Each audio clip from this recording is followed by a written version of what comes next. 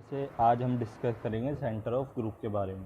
Definition देख लेते हैं सबसे पहले। The set jet of all self conjugate element of a group is called the centre of the group. Centre of the group है क्या? जितने भी हमारे ग्रुप के एलिमेंट हैं जिनका सेल्फ कॉन्जुगेट भी ग्रुप में है, उन एलिमेंट का जो सेट होगा वो सेंटर ऑफ द ग्रुप होगा। इसे रिप्रेजेंट किससे करेंगे? यदि जेड बिलोंग कर रहा है जी को, तो Z X equal to X Z, where X belong to G. तो हमारा यदि ग्रुप का एलिमेंट है तो Z X equal to X Z, इसे हम left coset equal to right coset से भी समझ सकते हैं। अब एक थ्योरम है इसके ऊपर ही, the centre Z of a group G is set to be normal subgroup. अब यहाँ पे हम नॉर्मल सब ग्रुप दिखाना है। सबसे पहले हमने नॉर्मलाइजर को नॉर्मल सब ग्रुप प्रूफ किया था, और नॉर्मल सब ग्रुप की प्रॉपर्टी में प्रोसीज हमारा सेम ही है, बिल्कुल उसकी तरह। बस यहाँ पे जेड एलिमेंट आ गया है, वहाँ पे एलिमेंट चेंज होते रहते हैं ग्रुप के अनुसार। वो जिसे भी हम, ये तो एक सिंपल नोटेशन है, हम किसी से भी रिप्रेजेंट कर देते हैं। जैसे वहाँ पे A1 A2 था, यहाँ पे Z1 Z2 हो गया। तो सबसे पहले हमने दो एलिमेंट ले लिए जेड के, जैसे वहाँ पे नॉर्मलाइजर के लिए थे, यहाँ पे सेंटर ऑफ द ग्रुप के लिए Z1 Z2। इसमें left coset equal to right coset दिखा दिया। अब इसमें Z2 इन्वर्स से हमने प्री और पोस्ट मल्टीप्लिकेशन कर दी, जैसे वहाँ पर करी थी। यहाँ पे एक तरफ जहाँ ई बनना है वहाँ पर ई बना देंगे। ई से मतलब है Z2 और Z2 इन्वर्स की मल्टीप्लाई होके ई बन जाएगा हमारा। जैसे यहाँ पे पोस्ट में हमारा ई बन जाएगा Z2 इन्वर्स एक्स, वो, और हम उसमें फिर एक्स वाले मल्टीपल को बाहर ले आएंगे, Z2 और Z2 इन्वर्स को एक साथ ले लेंगे, तो Z2 और Z2 इन्वर्स हमारा बिलोंग कर जाएगा सेंटर ऑफ द ग्रुप। वो ही सेम प्रोसीज हमने यहाँ करा है, यहाँ पे एक्स को बाहर ले आए हैं, उसके बाद हमने यहाँ पे प्रॉपर्टी होल्ड कर दी है। तो जो हमें प्रूफ करना है, जो भी एलिमेंट हमें प्रूफ करना है उसे अंदर रहने देंगे। उसके अलावा जो एक्स और वाई, एक्स और जेड है हमारा, उसे बाहर ले आते हैं। उससे वो एलिमेंट हमारा नॉर्मलाइजर सेंट्रलाइजर को बिलोंग कर जाता है। अब जैसे हम लेंगे Z1 Z2 इन्वर्स, यहाँ पे Z2 इन्वर्स प्रूफ करना था, यहाँ पे Z2 इन्वर्स के साथ Z1 की मल्टीप्लाई हो गई है।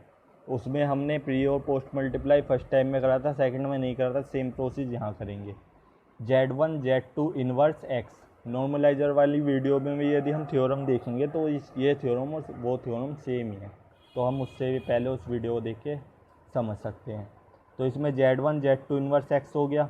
अब Z2 इन्वर्स एक्स को हम left coset equal to right coset वाली कंडीशन में एक्स Z2 इन्वर्स भी लिख सकते हैं। यहाँ पे हमने सेम वही कर दिया है।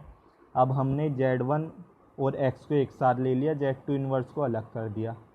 अब हमारा Z1 x equal to x Z1 भी हो सकता है, तो एक्स Z1 ले लिया। अब हम यहाँ से एक्स को अलग कर लेंगे और Z1 और Z2 इन्वर्स को एक साथ ले लेंगे, क्योंकि यही ग्रुप को हमें बिलोंग करवाना था सेंटर ऑफ द ग्रुप से। तो हमने वही कंडीशन होल्ड कर दी, एक्स को बाहर ले आए हैं जो ग्रुप का एलिमेंट है। जैसे वहाँ पे ए था, हमारा एक्स था, इसी तरीके से हम बाहर लाने का प्रोसेस वही है। तो ये यहाँ पे शो हो जाएगा, ये बिलोंग कर जाएगा Z1 और Z2 इन्वर्स बिलोंग कर रहा है Z को, यानी कि सेंटर ऑफ द ग्रुप। यहाँ तक कंडीशन जैसे हम कर देंगे तो Z इज अ सब ग्रुप ऑफ G हो जाएगा। अब हमें प्रूफ करना, क्या करना है? Z is a normal subgroup of G। तो left coset equal to right coset, यदि एब्लेन ग्रुप नहीं है तो नॉर्मल सब ग्रुप की यदि हम डेफिनेशन में देखेंगे, जो जिसके ऊपर वीडियो भी है, तो उसमें left coset equal to right coset हो जाता है यदि एब्लेन ग्रुप है। यदि एब्लेन ग्रुप नहीं भी है फिर भी left coset equal to right coset आ रहा है, तो वो नॉर्मल सब ग्रुप वाली कंडीशन। तो यहाँ पे नॉर्मल सब ग्रुप ही प्रूफ करेंगे। नॉर्मल सब ग्रुप की एक और इक्वेशन होती है, left coset equal to right coset के अलावा X Z X inverse. Z किसका एलिमेंट है? यहाँ पे सेंटर ऑफ द ग्रुप का, जो मिड में आता है। एक्स किसका एलिमेंट है? जी का। इसको हमें दिखाना है इक्वल टू जेड है, तो इसमें हम लेफ्ट कोसेट और राइट कोसेट का रूल लगा देंगे, जो हमने सबसे पहले हमारी डेफिनेशन में था Z X equal to X Z, वही हम यहाँ पे यूज़ करेंगे।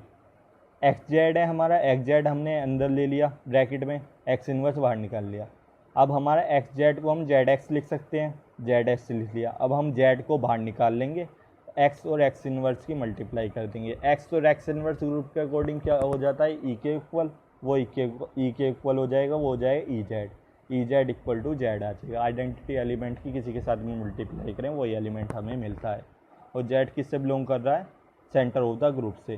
तो इस तरीके से हमने नॉर्मल वाली कंडीशन को भी सेंटर ऑफ द ग्रुप में होल्ड कर दिया। तो इससे Z is a normal subgroup of जी। यहाँ पे सब ग्रुप प्रूफ हुआ था, अब नॉर्मल सब ग्रुप ऑफ जी यहाँ पे आके प्रूफ हो गया है। तो ये कंप्लीट थ्योरम थी, इसे हमें 2 से 3 बार देखेंगे तो हमें इजीली समझ में आ जाएगा। हो सकता है एक बार में ही आ जाए, एक बार में ना आए तो कम से कम 2 से 3 बार ट्राई करना, क्योंकि थ्योरेटिकली टॉपिक हैं ये सारे, इनमें थोड़ा समझने में टाइम लगता है।